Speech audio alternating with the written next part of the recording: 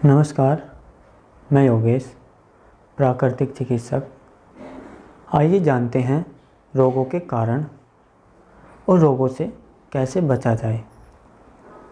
देखिएगा, रोग के कारण को केवल प्राकृतिक चिकित्सा ही बताती है। अन्य पैथियों के अंदर रोगों की बात तो की जाती है, लेकिन रोग के कारण की बात नहीं की जाती है, क्योंकि जब तक रोगों की जड़ों पर काम नहीं किया जाएगा तब तक रोग मुक्त नहीं हो सकते। रोग मुक्त होने के लिए रोगों की जड़ों पर यानी कि रोगों के कारण पर बात करनी बहुत ज़रूरी है, और वो केवल हमें प्राकृतिक चिकित्सा ही बताती है कि रोगों के कारण क्या क्या होते हैं और किस तरह से रोगों के कारणों को हटाया जा सकता है। देखिएगा, आज के समय में रोगों पर बात कर कर और केवल रोगों का इलाज कराने के बाद लोग सबसे ज़्यादा रोगों पर खर्च करते हैं, फिर भी पूरी तरह से स्वस्थ नहीं हो पाते हैं। तो उसका एकमात्र यही कारण है कि रोगों के कारण का ना पता होना। तो आइए आज जानते हैं रोगों के कारण को प्राकृतिक तरीके से रोगों के कारण क्या क्या हैं और इनसे कैसे बच सकते हैं। रोगों के कारण को जानने के बाद यदि रोगों के कारण को प्राकृतिक तरीके से आप जान लेते हैं तो अपने डॉक्टर खुद ही बन जाते हैं। ये भी एक प्राकृतिक का नियम है, क्योंकि जो लोग प्राकृतिक का ज्ञान प्राप्त करने के बाद और प्राकृतिक के तरीके से अपने जीवन को जीते हैं, वो लोग अपने जीवन में कभी भी रोगों के कारण दुखी व परेशान नहीं होते हैं। ये प्राकृतिक का एक वरदान है जो कि प्रत्येक मानव को मिला है, लेकिन जो भी इस प्राकृतिक के नियमों का पालन नहीं करता है वो स्वास्थ्य से वंचित रह जाता है और अपने जीवन को रोगों के दुख के कारण ही परेशानियों के साथ जीता है। तो आइए जानते हैं रोगों के कारण को। प्राकृतिक के द्वारा रोगों के कारण विजातीय द्रव्य होते हैं।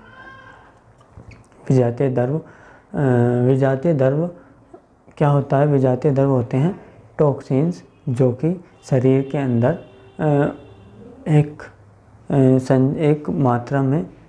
अधिक मात्रा में जब वो इकट्ठा हो जाते हैं तो शरीर उन्हें असामान्य तरीके से बाहर निकालने की कोशिश करता है। सामान्य तरीका तो हमारी दैनिक दिनचर्या में शामिल है, जैसा कि रोज़ाना का मल मूत्र का त्याग करना और त्वचा के द्वारा पसीने के रूप में विजातीय द्रव्य का शरीर से बाहर निकलना।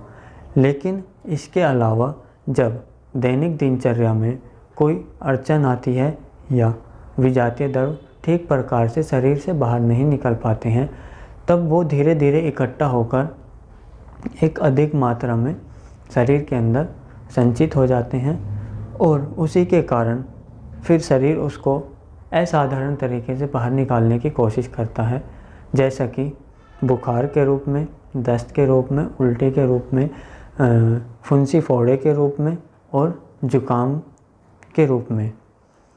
तब जब शरीर इस असाधारण तरीके से रोगों को बाहर निकालता है तो इस असाधारण तरीके को ही रोगों का नाम दिया जाता है।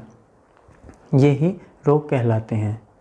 तो प्राकृतिक के अनुसार देखा जाए तो रोग कोई बड़ी समस्या नहीं है और ना ही इनसे डरना या घबराना चाहिए। ये केवल उल्टी, दस्त, बुखार जो तीव्र रोग आते हैं, ये केवल हमें स्वस्थ करने के लिए आते हैं, हमारे लाभ के, हमारे फ़ायदे के लिए आते हैं।